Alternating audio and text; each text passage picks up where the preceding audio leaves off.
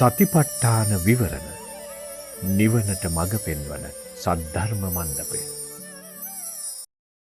ඒකට අහුවෙච්ච කෙනෙක් තමයි මමත්. මමත් ඉගෙන ගත්තේ විද්‍යාව විෂය. ඔයාගෙන යනකොට තමයි ওই විශ්වවිද්‍යාලයේදී අමතර වැඩක් විදිහට මට මේක හම්බුනේ ඔය සතිය කියන එක. එතකොට දැන් ආයසරයක් වෙනවා අර හිත අයින් කරපු හිත ඉගෙන ගැනීම, හිත පිරිසුදු කිරීම. මානවගේ ආධ්‍යාත්මය පිරිසුදු කිරීමේ කෘත්‍යය නැතුව විද්‍යාව ඉස්සරහට ගියාට පස්සේ පරිසර දූෂණය නතර කරන්න බෑ. බයලජ්‍ය දෙක නැති වෙන එක නතර කරන්න බෑ. පෘථිවි තලයේ රත් වෙන එක නතර කරන්න බෑ. විනයකත්වය විද්‍යාව දියුණුව නතර කරන්නත් විද්‍යාවට බෑ. දැන් මං කියන්නේ විද්‍යාව නතර කරන්න කියලා. ඒක පරිණාමයේ සිදුවෙන එක. නමුත් ඒකේ යන ගමන් ඇතුළතට හිත නමා ගන්න එක. අභ්‍යන්තරයට හිත නමා ගැනීමට කරන එකම චෛතසිකය තමයි සතිය. දැන් අපේ නිවේදක මහත්තයා හරියට උත්සාහ කරනවා කියන්නේ අපි හරි වීරියෙන් මේක කරන්න ඕනේ කියලා. මේ සතියට එහෙම වීරියක් ඕනේ නැහැ. එහෙම තටමන දෙයක් නෑ මේක. මොකද නිකන් ඉඳගෙන ඉන්න මොන වීරියක්ද? හැබැයි නිකන් ඉන්නකොට නිින්ද නොයන්න නම් මොකද්ද වීරියක් ඕනේ. ඒ නිසා මම ටිකක් හැදෙයි මම එක්ක කතා කර කර ඉන්නකොට ඉතරට යනකොට. ඉතින් මේ සතියේදී කරන්නේ මේ මායේ දිහා නැත්තම් වෙන වර්තමානයේ දිහා දුරස්ත බැල්මකින් බලන්නේ. බලන්න ඉන්නකොට අපිට කවදා හරි තේරුනොත් හිතලා බැලුවේ නැත්තම් හිත කොයි වෙලාවෙත් බාහිරේ කියලා. ඒක කවුද මේ මෙහෙවීම කරන්නේ? කාගේ න්‍යාය පත්‍රයකටද මම වැඩ කරන්නේ? බුදුරජාණන් වහන්සේ වැඩ ඉන්නේ. සද්ධර්මයේ තියෙනවා. සංඝයා ඉන්නවා. සීලෙකුත් තියෙනවා. දැන් මම ඇවිල්ලා භාවනා කරන්නත් එනවා. මටත් කැමති සීයේ ඉන්න. ඉන්නේ. කුඩල කොට උඩ තිබ්බා වගේ ඉන්නේ. ඉතින් එතකොට අපිට තේරෙනවා දැන් මේ අසතියෙන් බාහිරවර්ති ගත කරන දේ මට ඕනකම තිබ්බත් ඇතුළට හරව ගන්න බෑ. ඇත්තටම බැරිද? හොඳට බැලුවා පුළුවන්. නැත්තම් මට එන්න කියන්නේ නැහැ නේ මේ සාකච්ඡාවට. මම පෙනී හිටනම පුළුවන් කියන්නේ.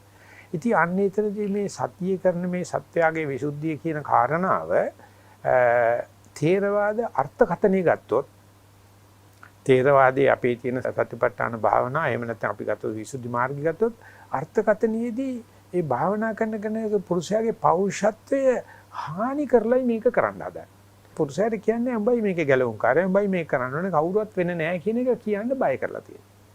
ඒකට හේතු තියෙනවා ඇත්තට. මොකද හේතුව අපි ජාතියක් වශයෙන් ඉදිරියට එනකොට ඔය নানা ආකාර බැමිණිටියා සාය කරකොල සෑය ආදි වශයෙන් ව්‍යසනෝට ලක් වුණා. බටහිර ආදි රටවල් වලට යට වුණා. යට වෙනකොට අපිට නැගී හිටින වෙලාවේදී තමන්ගේ නිවන පැත්තකට තියලා සිංහල බුද්ධ ධර්ම කියන නැගී හිටිනකොට අපිට নানা ආකාර උපක්‍රම සහ බාහිර දේවල් මත රඳාපවතින සිද්ධ වුණා. ඒකට අපි නිවන පොඩ්ඩක් බුද්ධ ධර්මයෙන් අයින් කරලා තමන්ගේ විසුද්ධිය පැත්තක තියලා මේ নানা ආකාර උපකරණ පාවිච්චි කරනකොට මිනිස්සයා දීන භාවයටපත් වෙච්ච බව, හීන භාවයටපත් වෙච්ච බව, තුච්ච භාවයටපත් වෙච්ච බව, මනුස්සත්වකම නැතිකම බව කියන එක පොළ තියෙන මිනිස්සයා. රජයක් නැතුව බෑ අපිට. ආර්ථිකයක් නැතුව බෑ අපිට. සමාජ මට්ටමක් නැතුව බෑ අපිට. ශිෂ්ටාචාරයක් නැතුව බෑ අපිට කියලා මොන බොරුද බුදුරජාණන් වහන්සේ සතිපට්ඨානේ පටන් ගන්නකොටම සතහන් කරන්නේ අරඤ්‍යගතෝ වා රුක්ඛ මූලගතෝ වා ශුඤ්ඤාගාරගතෝ. ඔය සේරම ප්‍රතික්ෂේප කරපන්. කොහොම ප්‍රතික්ෂේප කරන්නේ? නිහඬ විප්ලවයකින්. මම දැන් මෙතන කියන තැනට යන්න ඉස්සර වෙලා මේ අපි ආරස්සාව කිරීම සඳහා අපිට අරක දෙඤ්ඤම් මේක දෙඤ්ඤම් කියලා පොරොන්දු වෙන සේරම අයින් කරන්න කියලා. මං කියන්නේ පැවිදි වෙන්න කියන එක නෙවෙයි. අරණ්‍යයකට යනවා කියන එක. ගියාට පස්සේ ඒක ලොකු බරපතල තීරණයක්. ගියාට පස්සේ අපි හම්බෙන චිත්තක්ෂණෙත් බලනවා අරණ්‍යමුත් හිත අයින් කරලා කයට හිත දාගන්න.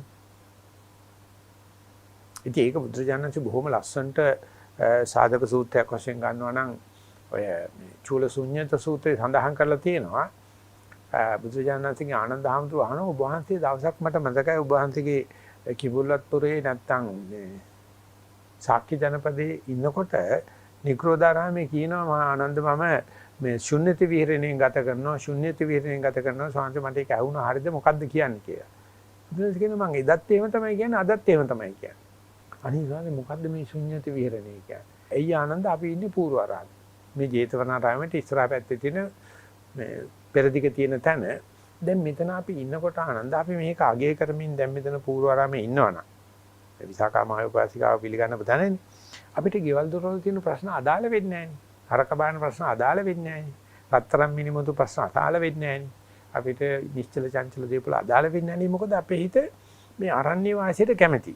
ඉතින් මේ අරණ්‍ය වාසයට කැමැති බව නිසා ලෝකයක් ප්‍රශ්න වලින් අපි ශූන්‍යයිනේ.